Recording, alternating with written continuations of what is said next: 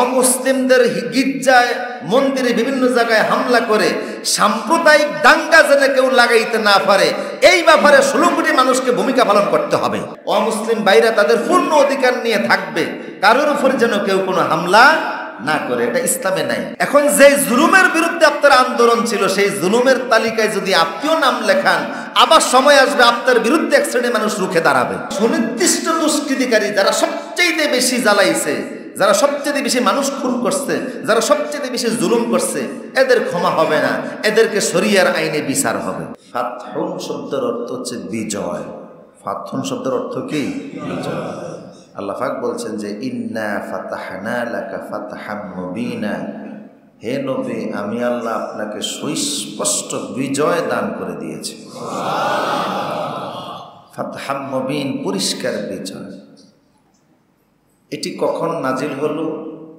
এই সূরার প্রেক্ষাপট নিয়ে সাহাবায়ে কেরাম, মুহাদ্দিসিনে কেরাম শানে নজুল হিসাবে বলেছেন যে বিশ্বনবী একদিন স্বপ্নে দেখলেন মদিনায়, তখন রসুল মক্কা থেকে গিয়েছেন 6 বছর হয়ে গেল।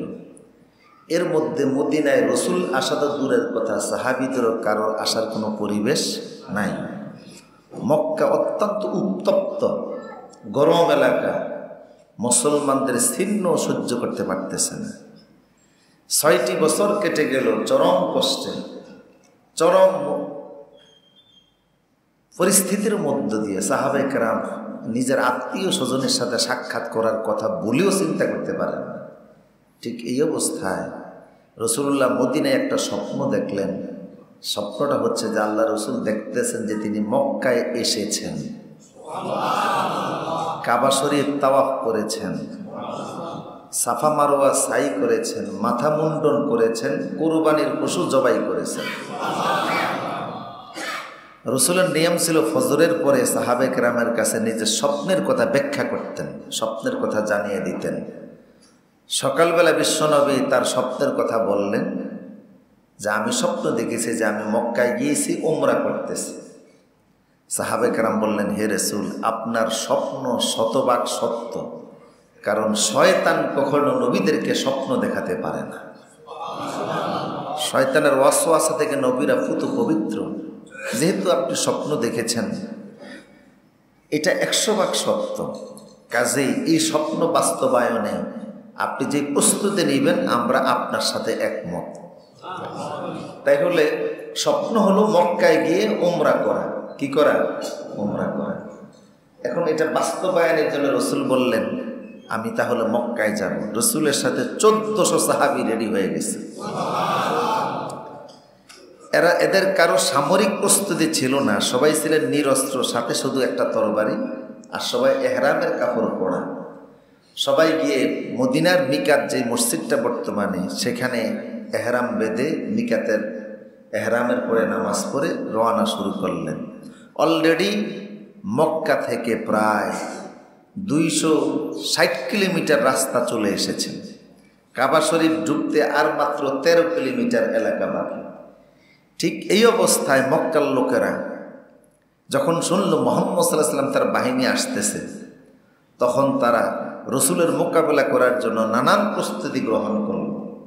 কিন্তু তারা দেখল যে মুহাম্মদ সাল্লাল্লাহু আলাইহি ওয়াসাল্লাম যুদ্ধ করতে আসেন নাই, তিনি উমরা করতে আসছেন। যুদ্ধের প্রস্তুতিও ওনার মধ্যে নাই। সেই ঢাল তলোয়ার যুদ্ধে যেই সমস্ত যুদ্ধাস্ত্র ব্যবহার হয় সেগুলি ওনার সাথে কিছুই নাই। তিনি শুধু এসেছেন উমরা করার জন্য। তখন তারা ভাবলেন যে মুহাম্মদ সাল্লাল্লাহু আলাইহি ওয়াসাল্লাম বাইতুল্লাহ এসেছেন, যদি আমরা তাকে বাধা দেই তাহলে সারা আরবে ছড়িয়ে পড়বে যে মক্কার মুশরিকরা মানুষদেরকে কাবায় প্রবেশে বাধা দিচ্ছে। আর যদি মুহাম্মদ সাল্লাল্লাহু আলাইহি ওয়াসাল্লামকে নির্বিঘ্নে কাবায় প্রবেশ করতে দেয়, তাহলে আমাদের আমিত্ব নষ্ট হয়, আমাদের অহংকার ধূলিসাৎ হয়ে যায়, যে আমরা এতদিন ওনাকে জায়গা দেইনি, আজকে ওনাকে আমরা জায়গা দিচ্ছি, তাহলে আর আমাদের মাথা উঁচু করার যে অহংকারী চিন্তা এটা আর থাকে না। এখন কি করা যায় এই পরিস্থিতিতে? এটা অনেক লম্বা কথা। শেষ পর্যন্ত তারা আল্লাহ রসুলের সাথে সন্ধি করতে বাধ্য হলো। রসুলের সাথে 10 বছরের চুক্তি করলো যে 10 বছর আমরা কারোর বিরুদ্ধে কেউ অস্ত্র উঠাবো না। আপাতত এই সন্ধির মাধ্যমে রসুলকে একটা সরকার হিসাবে আনুষ্ঠানিক স্বীকৃতি তারা দান করলো। এতদিন রসুলকে রসুলই মানতে চায় না, আজকে রসুল একটা ভিন্ন রাষ্ট্রের প্রতিনিধি, মদিনা একটা রাষ্ট্রের তিনি নায়ক, এটা তারা স্বীকার করে নিল। চুক্তি হলো 10 বছরের চুক্তি, ভিতরে কিছু শর্ত থাকলো। সেই শর্তগুলি অনেক, জুমার আলোচনায় যেহেতু অনেক কথা বলবো এই জন্য বেশি সময় নিচ্ছি না। রসুল্লাহ সব মেনে মদিনায় চলে গেলেন। সাহাবে কেরামের মনে বড় কষ্ট, আসলাম উমরা করতে, গায়ে এহরামের কাপড়, রসুল্লাহ সন্ধি চুক্তি করলেন, এখন বলতেছেন আমাদেরকে মদিনায় যেতে, আমরা তো মক্কায় যেতে পারলাম না। বুঝতেছেন আপনারা কোথায়? রসুল্লাহ বললেন চলো মদিনার দিকে ফিরে যাই। তো সাহাবে কেরাম বললেন উমরা। রসুল বললেন আমি স্বপ্ন দেখছি উমরা করতেছি, কিন্তু এই বছরেই উমরা করতে হবে এটা তো আমি বলি নাই, ঠিক কিনা? এর পরেও তো হইতে পারে, কাজেই চলো আমরা মদিনার দিকে যাই। কারণ ওই সন্ধির ভিতরে একটা চুক্তি এমন ছিল যে মুসলমানরা এই বছর মক্কায় ঢুকতে পারবে না, আগামী বছর তারা মক্কায় প্রবেশ করবে, কোষবদ্ধ তলোয়ার ছাড়া কিছু থাকবে না, আর মক্কায় মাত্র 3 দিন অবস্থান করবে। আর ওই 3 দিনে মক্কার কুরাইশরা মক্কা ছেড়ে তারা অন্যত্র গিয়ে আশ্রয় নেবে। এই হিসাবে আল্লাহ রসুলকে তারা চুক্তিতে আবদ্ধ হলো। রসুল্লাহ মেনে নিলেন। সাহাবে কেরামকে রসুল বললেন এই জীবনের একটা জায়গা, রসুল জীবনে সাহাবে কেরামকে যা বলেছেন তার সাথে সাথে তারা বাস্তবায়ন করেছেন। একটা মাত্র জায়গা যেখানে রসুল সাহাবে কেরামকে বললেন এহরামের কাপড় খোলো, কোরবানি এখানেই করে ফেলো, চলো আমরা মদিনায় ফিরে যাই, এবছর উমরা হচ্ছে না। সাহাবে কেরাম সবাই নিস্তব্ধ হয়ে বসে আছেন, রাগে ক্ষোভে দুঃখে। আসলাম উমরা করতে, পারলাম না উমরা করতে। এরপরে রসুল্লাহ সন্ধি চুক্তি মেনে নিলেন, সন্ধির অধিকাংশ চুক্তিগুলি আমাদের বিরুদ্ধে, এরপরে রসুল মানলেন। এখন আবার বলতেছেন যে আমরা মদিনায় চলে যেতে। রসুল্লাহ যখন দেখলেন সাহাবে কেরাম উঠতেছেন না, তখন রসুল নিজের তাঁবুতে গিয়ে ঢুকলেন। উম্মে সালামা ছিলেন রসুলের স্ত্রী, তখন ওনার সাথে। উম্মে সালামা বলেন ইয়া রাসূলুল্লাহ, আপনার মনের অবস্থা বুঝতেছি, আপনি কাউরে কিছু বইলেন না, আপনি নিজে গিয়ে আপনার উটটারে কোরবানি করে দেন, দেখবেন আপনার দেখা দেখে সবাই জবাই করে ফেলছে। রসুল নিজে উঠে এসে কাউরে কিছু না বলে নিজের উট নিজে যখন নহর করে দিলেন, সাহাবা কেরাম বুঝলেন তাহলে এটা আমাদের কর্তব্য। যার যার পশু কোরবানি করে মাথার চুল মুন্ডন করে সবাই হালাল হয়ে অন্য কাপড় সফর করে মদিনার দিকে রওনা শুরু করলেন। এই কিছু দূর যাওয়ার পরেই সাহাবা কেরামের মনের অবস্থা তখন খুবই খারাপ। 6 বছর পর আসলাম নিজের মাতৃভূমিতে, পারলাম না মক্কায় ঢুকতে, আত্মীয় স্বজনের সাথে সাক্ষাৎ করতে। রসুল্লাহ করলেন সন্ধি চুক্তি, অধিকাংশ চুক্তিগুলি আমাদের বিরুদ্ধে আপাত দৃষ্টিতে মনে হচ্ছে। এরপরে উমরা না করে যাচ্ছে নিজ দেশে মদিনার দিকে, খুব কষ্ট। আল্লাহ পাক তাৎক্ষণিক সূরাতুল ফাত 48 সম্মিলিত এই সূরাটি নাজিল করে বললেন ইন্না ফাতাহনা লাকা ফাতহাম মুবিনা। নবী হে, আপাত দৃষ্টিতে সাহাবায়ে কেরাম মনে করে, মক্কার কুরাইশরা মনে করেছে এতে তারা বিজয়ী হয়েছে, আসলে না। এই চুক্তির মধ্য দিয়ে আমি আল্লাহ আপনাকে সুস্পষ্ট মক্কা বিজয়ের সুসংবাদ দিচ্ছি। এমন একটা সময় চলে আসবে কাফেরদের সকল ষড়যন্ত্রের কূটকৌশল তাদের দিকে ফিরে যাবে, ওরা নাস্তানাবুদ হয়ে যাবে, ইসলাম বিজয় হয়ে সারা দুনিয়াতে ছড়িয়ে পড়বে। মাকারু ওয়া মাকারাল্লাহ, আল্লাহু খায়রুল মাকিরিন। ষড়যন্ত্রকারীরা ষড়যন্ত্র করে, সমস্ত ছিদ্র বন্ধ করে, আল্লাহ 2-1টা ছিদ্র ওপেন রেখে দেন, যে ছিদ্র দিয়ে তার পতন ঘটে। আল্লাহ পাক বলেন ইন্না ফাতাহনা লাকা ফাতহাম মুবিনা। পুরুষুদি তো রাসূলুল্লাহ সাল্লাল্লাহু আলাইহি সাল্লাম এই আয়াত নাজিলের পরে চলে গেলেন মদিনার দিকে। হযরত ওমর বলেন এই সূরা নাজিলের পরে আমার আনন্দ আর দেখে কে। আমি রাসূলুল্লাহর কাছে গিয়ে বললাম রাসূলুল্লাহ, আমি ভুল বুঝতে পেরেছিলাম, আপনি আমারে মাফ করে দেন। সুবহানাল্লাহ। ঠিক দেখা গেল 2 বছরের মাথায় এই চুক্তির শর্ত কুরাইশরা লঙ্ঘন করল। কয় বছর? 2 বছরের মাথায় তারা লঙ্ঘন করেছে।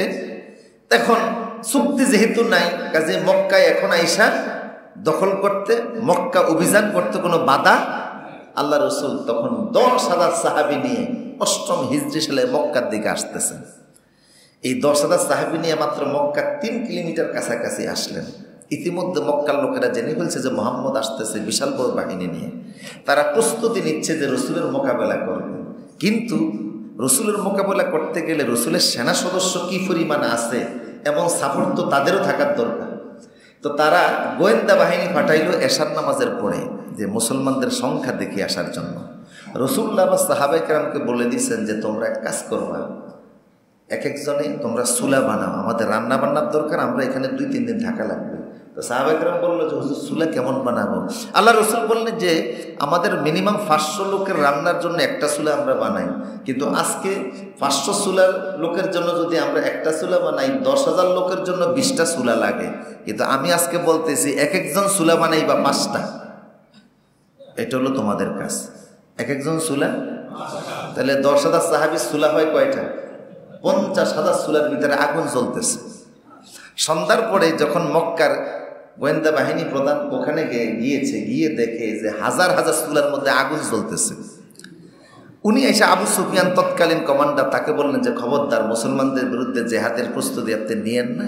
কয় কেন? কয় মোহাম্মদ সাল্লাল্লাহু আলাইহি ওয়াসাল্লামের বাহিনী যে কি পরিমাণ এটা গইনা শেষ করতে পারি না। কয় কেমন দেখেছেন? কয় চুলা গইনাই তো কুল পাই না, বাহিনী গণব কতক্ষণ? উনি বললেন তুমি মনে হয় ভুল তথ্য দিচ্ছ। তারা রাতের মধ্যে ওএসডি করে দিচ্ছে, তোমার পথ শেষ। ভোর রাতের দিকে একজনকে পাঠাইছে যে তুমি গিয়ে দেখে আসো যে মোহাম্মদ সাল্লাল্লাহু আলাইহি ওয়াসাল্লামের বাহিনী কতজন। দ্বিতীয় অনুসন্ধান, উনি রসুল আগের থেকে বলে রাখছে যে তোমরা টয়লেট কম বানাইবা, চুলা বানাবা বেশি, টয়লেট বানাবা কম। এখন টয়লেট যদি কম হয় আর ভোর রাইতে যদি লোকেরা ঘুম থেকে উঠে, ওই সময় একটা টয়লেটের চাপ থাকে না? এখন এই সাপ সারাইতে গেলে তো কি আছে?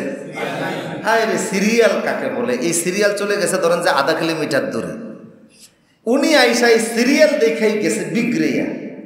ওই যে সিরিয়ালের টয়লেটের সামনে এত মানুষ, তাইলে না জানি ঘুমিয়ে আছে কি পরিমাণ, তাহাজ্জুদ পড়তেছে কি পরিমাণ।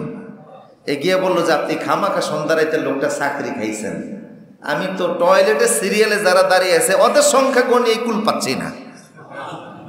আবু সুফিয়ানের মন মেজাজ আরো বেশি বিগড়ায়, মানে সমস্ত ষড়যন্ত্রের জাল নচ্ছাদ হয়ে গেল। আবু সুফিয়ান ভাবলো যে এখন মক্কা থেকে পালাইতে হবে, তো পালে একই যাবো, চলে গেছে জেদ্দায়।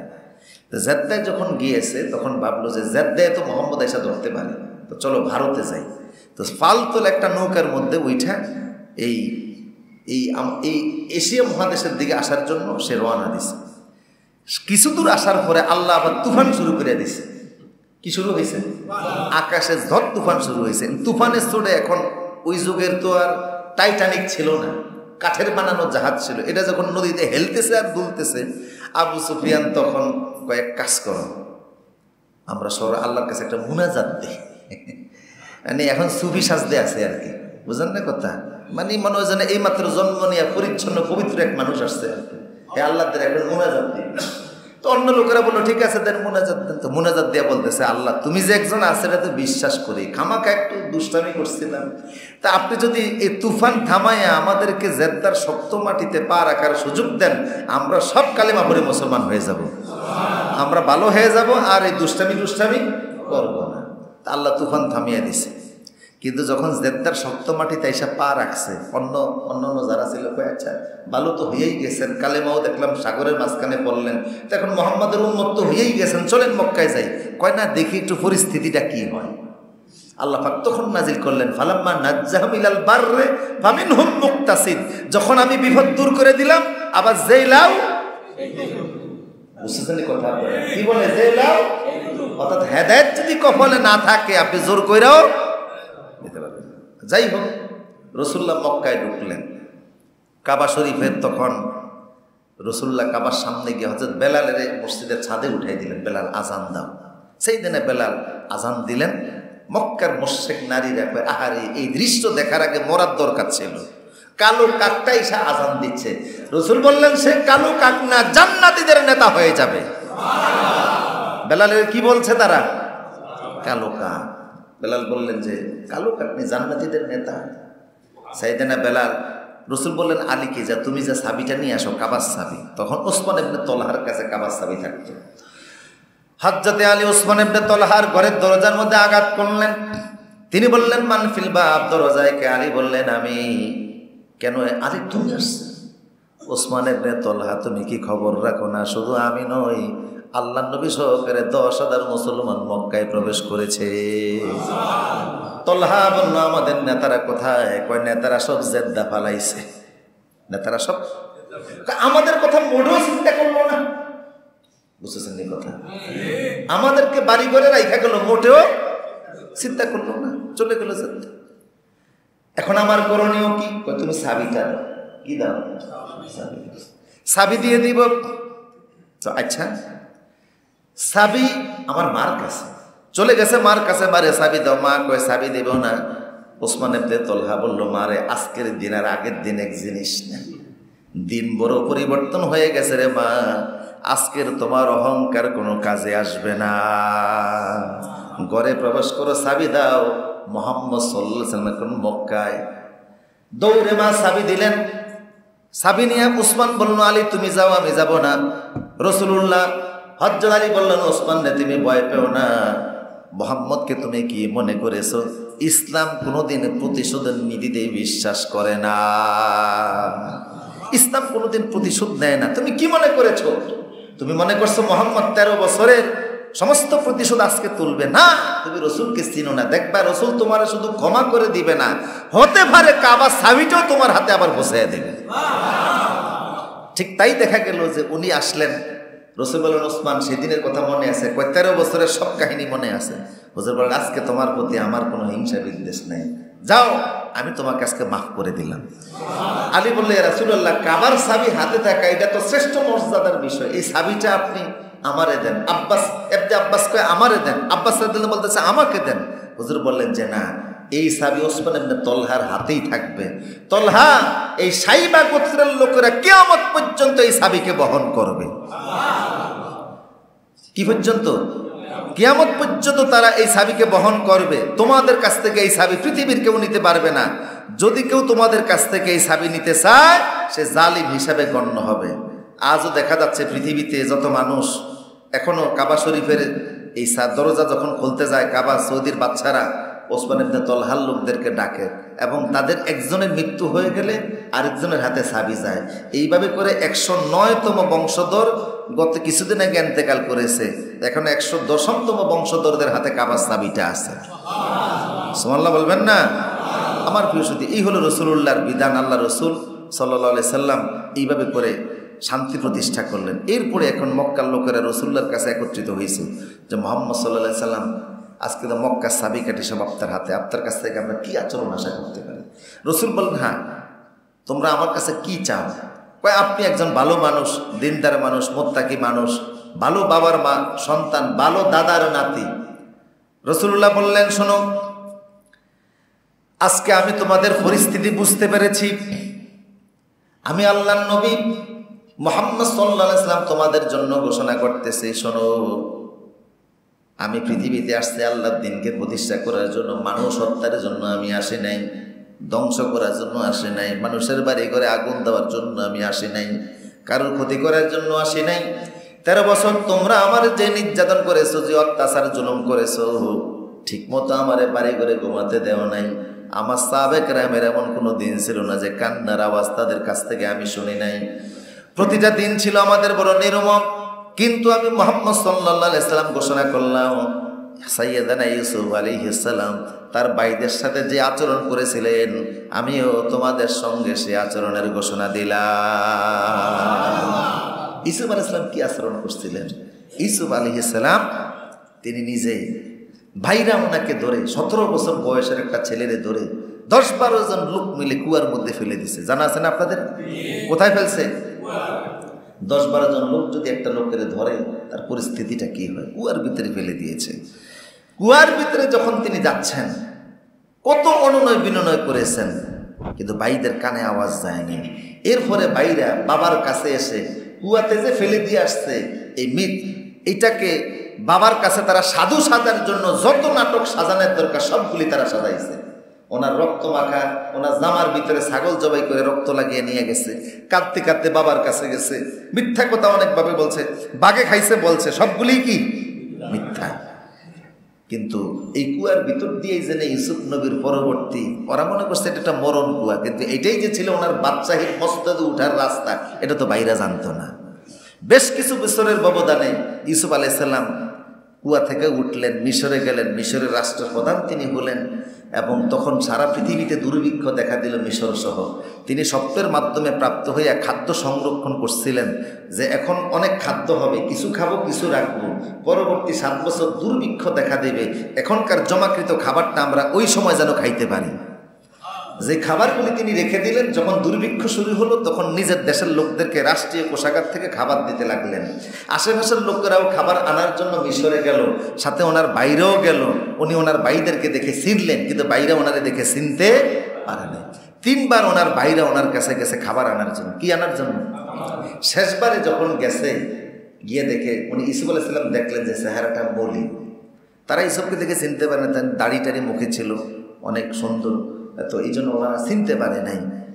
ইউসুফ আলাইহিস সালাম দেখলেন চেহারা মলিন। তারা কয়েকটা দেরহাম সামনে রেখে বলল, দেখেন আমাদের বাবা হযরত ইয়াকুব আলাইহিস সালাম, আমরা বড় কষ্টে আছি, আমাদের কাছে আর টাকা পয়সা নাই, আপনার কাছে আসছে, আপনি মহান ব্যক্তি, আমাদের প্রতি একটু অনুগ্রহ করুন, আমাদের বড় অভাব অনটন যাচ্ছে, এই খাদ্য নেওয়ার জন্য যেই পরিমাণ অর্থ দেওয়ার দরকার সেই পরিমাণ অর্থ আমাদের কাছে নাই, টাকা দিয়ে খাদ্য পাওয়া যাচ্ছে না, এখন টাকা তো দিব, ন্যায্য মূল্য দিব দূরের কথা, যেটা দেওয়ার দরকার ওইটা দেওয়ারই সামর্থ্য নাই, আপনি যদি আমাদেরকে দিতেন।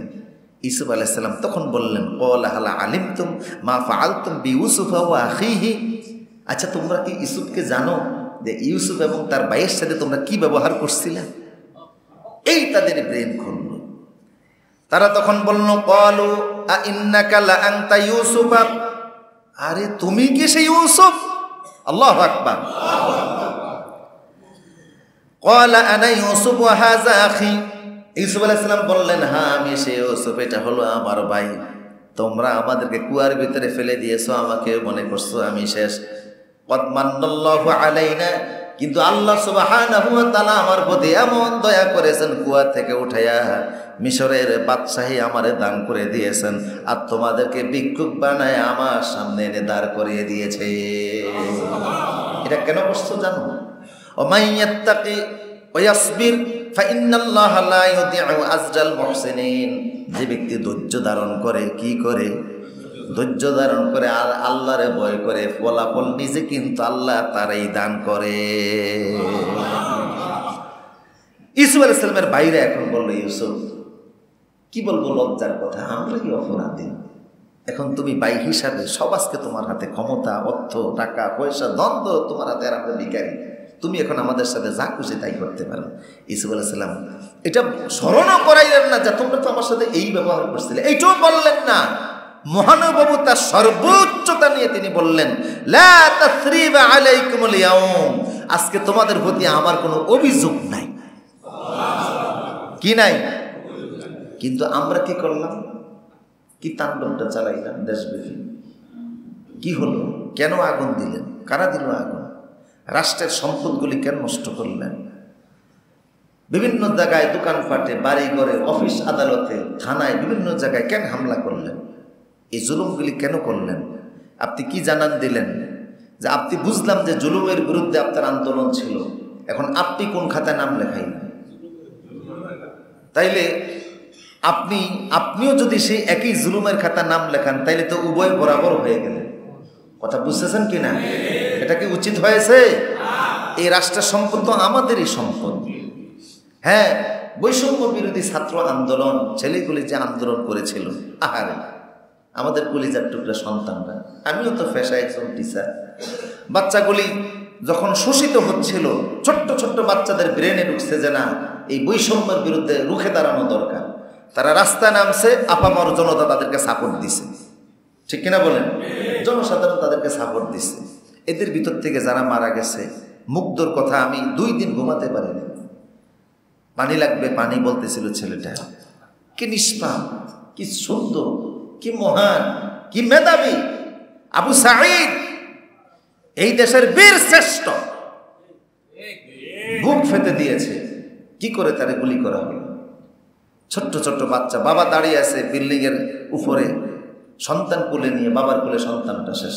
এই নির্মমতা বড় কষ্ট দিয়েছে, জাতির বিবেক নাড়া দিয়েছে, জাতি সবাই মিলে একটা নাড়া দিছে, সরে গেছে একটা অবস্থা, সরকার পরিবর্তন হয়েছে, কিন্তু যে ধ্বংসলীলা আমরা চালাইলাম এটা আমরা ঠিক করি নাই। আমার প্রিয় সুধী, এখন আমাদেরকে মহানুভব হতে হবে। পুলিশের বিরুদ্ধে আপনারা যে কাজগুলি করেছেন, আমি এসে খবর পাইছি যে এখানে থানায় যারাই দিছে, আমি আপনাদেরকে দোষারোপ করতে চাই না, গোটা জাতির উদ্দেশ্যে আমার এই কথা, শুধু এখানে নাই বিভিন্ন থানায় আগুন দেওয়া হয়েছে দুষ্কৃতিকারী পুলিশ দ্বারা, অতি উৎসাহী পুলিশ দ্বারা, যারা যাদের নির্দেশে গুলি চালানো হয়েছে। বলা হয়েছে যে নতুন সরকার আসলে বিচার চাওয়া হবে। তারা অলরেডি বলেছে যে আমরা অন্যায়কারীদেরকে ছাড় দেব না, তাদেরকে আমরা শাস্তির আওতায় আনবো, বলা হয়েছে না? তো তারা যদি শাস্তি পায় কোনো অসুবিধা আছে? কোনো অসুবিধা নাই। যে অপরাধ করছে অপরাধীর শাস্তি সে পাবে, কিন্তু তাই বলে ঢালাও পাবে সমস্ত পুলিশ অফিসার, সমস্ত পুলিশের লোকদেরকে তো আপনি দায়ী করতে পারেন না, তাদের উপর আপনি জুলুম করতে পারেন না, তাদের উপর এই অত্যাচার করা যায় না। থানাগুলি অরক্ষিত হয়ে গেছে। এর ফলে দেখলাম যে সারা দেশের ভিতরে বিভিন্ন জায়গায় মাইকিং হচ্ছে, ওখানে ডাকাত ওখানে ডাকাত, নানান ধরনের কেমন যেন একটা অরাজকতা, কথা বুঝতেছেন কিনা?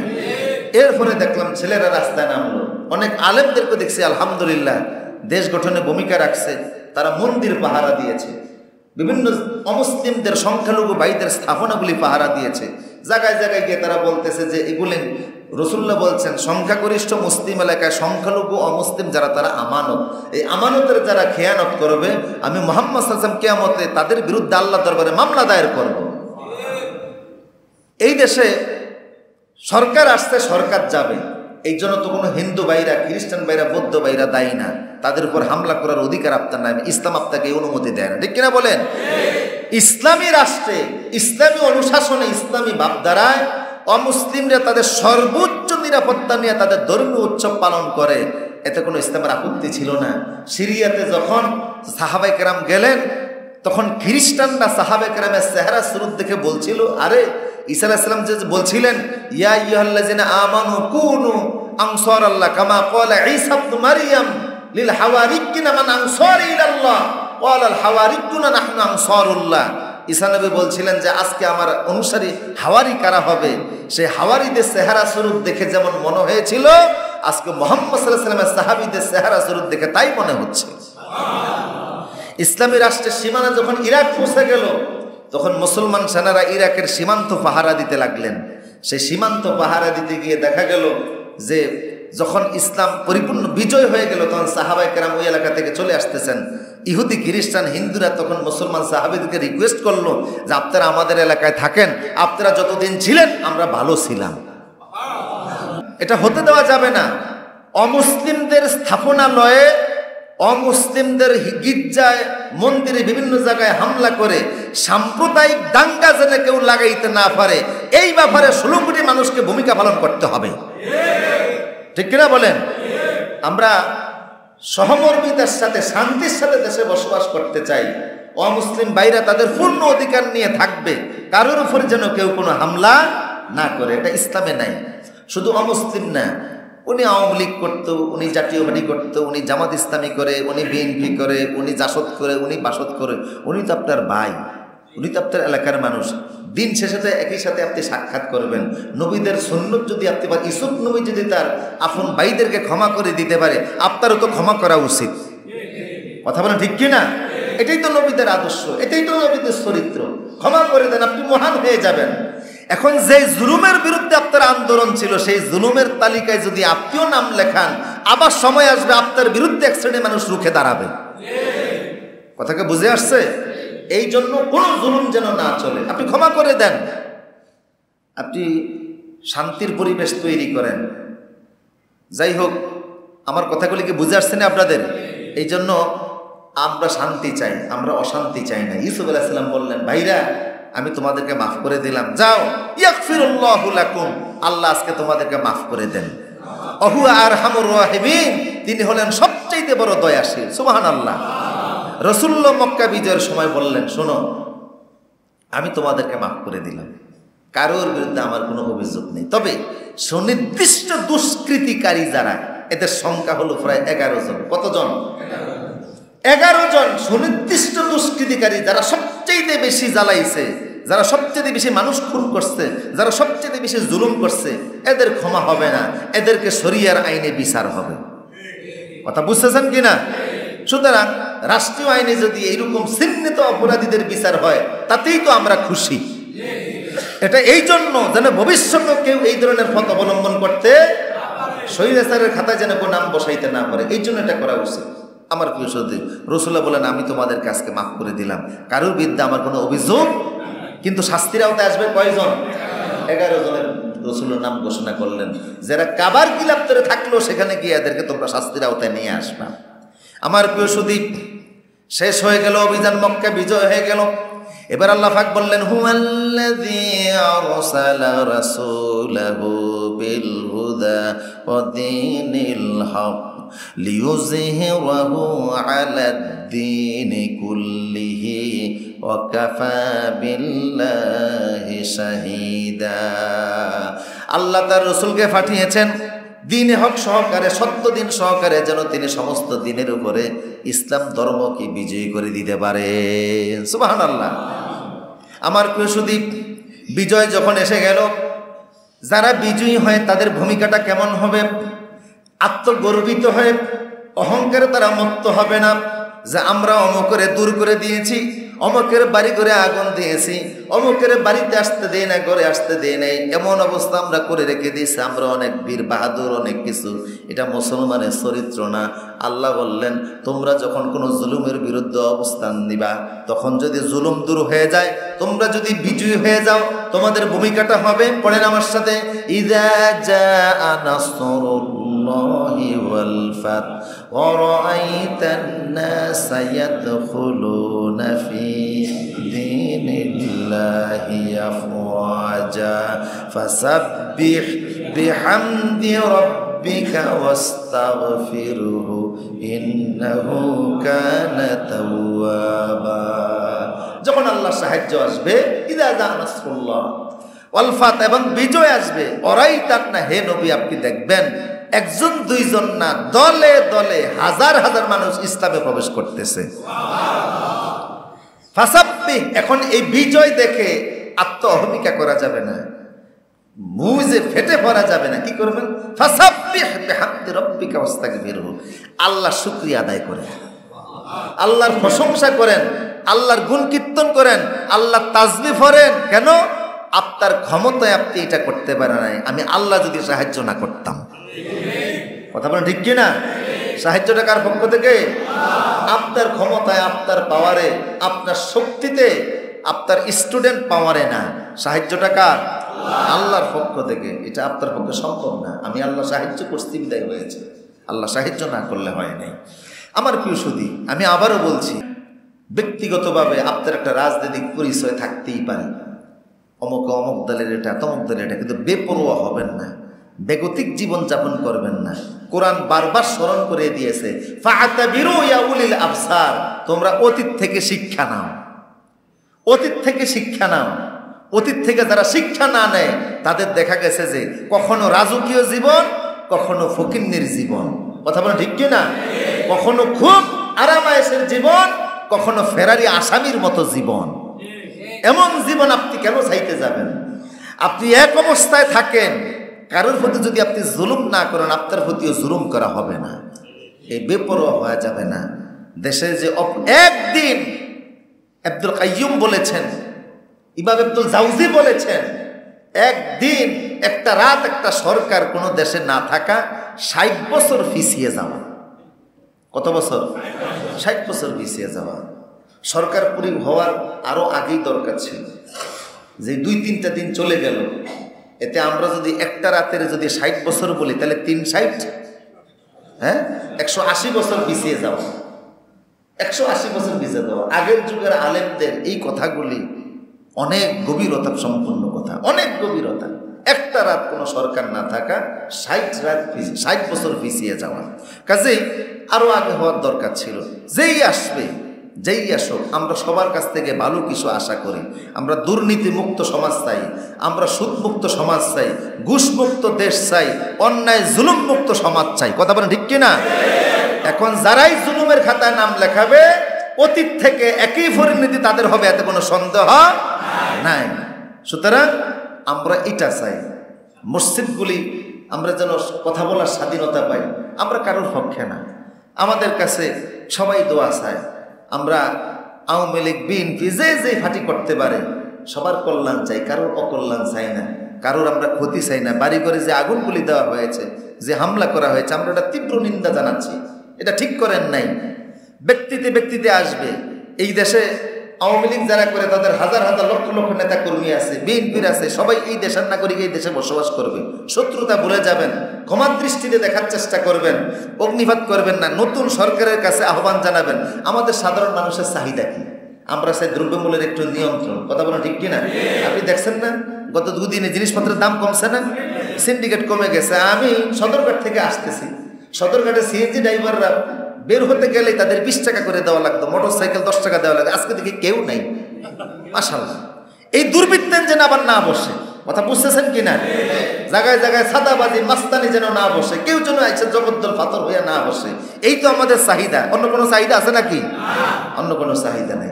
এইটা আমরা চাই, শান্তি চাই, যেন কোথায় কোনো অশান্তি না বসে, এবং এটা যেন ঠিক থাকে। নতুন সরকারের কাছে আমাদের প্রত্যাশা, আপনারা সুন্দর করে চালান। এই দেশের ছাত্র জনতা, আলেম ওলামা সবাই আপনাদের জন্য দোয়া করবে, পাশে থাকবে। কথা বলে ঠিক কিনা? কিন্তু আমরা পরস্পর ভাই হিসেবে থাকবে, একে অপরকে ক্ষমা করে দিব, আমরা সম্মান প্রদর্শন করব, আর দেশের সম্পদের ক্ষতি আমরা করব না। আর বিশেষভাবে শহীদদের জন্য আমরা দোয়া করব। এই শহীদ, এই ছেলেগুলিকে আমরা ফিরে পাবো না। এই ছেলে যে তার আপনজন হারিয়েছে সে জানে, যে তার আপনজনকে হারিয়েছে সে জানে। একটা সন্তান কত কষ্ট করলে পরে দেশের সর্বোচ্চ বিদ্যাপীঠে সে স্থান নিতে পারে, ইউনিভার্সিটিতে সে স্থান পায়। বাবা মার কত স্বপ্ন একটা সন্তানকে নিয়ে, বাবা মার কত পরিশ্রম একটা সন্তানের পিছনে, কত টাকা ব্যয় করলে একটা ছেলে এরকম জায়গায় যেতে পারে। সেই স্বপ্নটা তার ধূলিসাৎ হয়ে গেল। এই জন্য আমরা আহ্বান জানাচ্ছি যে এই শহীদদের জন্য রাষ্ট্রীয়ভাবে যেন পৃষ্ঠপোষকতা প্রদর্শন করা হয়, এবং যারা আহত অবস্থায় হসপিটালগুলি নিয়ে আছে, যাদের চিকিৎসা দরকার, পরিবারের পক্ষে এত বড় বিশাল বড় ব্যয়বার চিকিৎসা বহন করা সম্ভব না, তাদেরকে যেন চিকিৎসা করার জন্য সুব্যবস্থা করা হয়। এবং বিভিন্ন বাহিনীতে, সেনাবাহিনীতে, পুলিশ বাহিনীতে, অন্যান্য বাহিনীতে যারা কর্মরত আছেন, আপনারা পুলিশ বাহিনীতে যারা পরিচ্ছন্ন ভালো ভালো মানুষ, যারা মানুষের ক্ষতি করে না, যারা এই দেশের বাহিনী, তাদের ভিতরে দেখছি অনেক ক্ষোভ যে মুষ্টিময় কিছু অফিসারদের কারণে আমরা এই কাজ করতে হয়েছে, কিন্তু আমরা তো এটা করি না। আর পুলিশ হলো আসলে হাতের লাঠি, যার হাতে যায় তার কথা কয়। এখন যে সরকার আসছে তার কথা কবে, আবার যে আসবে তার কথা বলবে, কাজে তাদের দোষ কি? এই জন্য পুলিশদেরকে আপনারা মানুষের মুখোমুখি দাঁড় করাবেন না। তারা এই দেশেরই সন্তান, তারা চাকরির খাতিরে সরকারি যখন যে নির্দেশ আসছে তারা সেটা করছে, তারা আমাদের দুশ্মন না। কথাকে বুঝে আসছে? শান্তিময় পরিবেশের জন্য এই কথাগুলি আজকে মুখ ফুটে আপনাদের কাছে বললাম। কষ্ট পাইছেন নাকি আপনারা? দরকার ছিল তো ইনশাল্লাহ। আল্লাহ আমাদের সবাইকে কবুল করুন, আমিন।